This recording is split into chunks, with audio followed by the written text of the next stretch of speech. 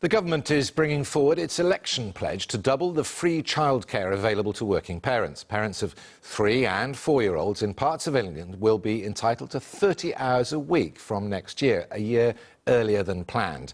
But as Lewis Vaughan-Jones reports, childcare providers are worried it will leave them out of pocket, with some saying the system is at breaking point.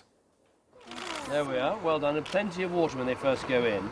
Flower planting with the Prime Minister was the morning activity at Buttercup's nursery. David Cameron giving away more free childcare, but receiving criticism from some who say the government hasn't committed enough money. It's all a bit messier than he would have liked. You know, for many families, childcare is not one issue amongst many. It is the issue, the cost of childcare. Families who would like to go back to work or like to work an extra shift to get that extra money in, currently they look at what they earn, they look at the cost of childcare, and it doesn't make sense. Currently, all 3- and 4-year-olds in England are entitled to 15 hours of free childcare each week in term time.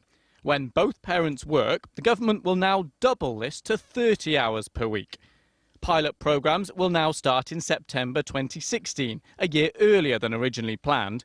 But providers say they face a £250 million shortfall because the government funding doesn't cover their costs.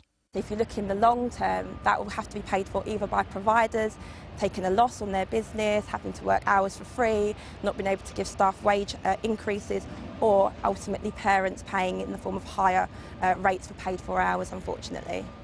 That's his shower up there. So, free childcare may not be as free as previously thought. As well as the cost to taxpayers, it may end up affecting parents too.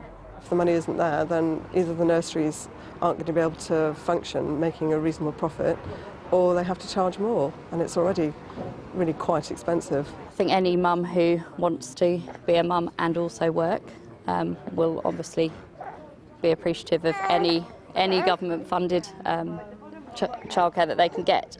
So many parents will welcome this idea, but it is the people who provide the childcare that could suffer if they say the government doesn't review the amount of money they receive.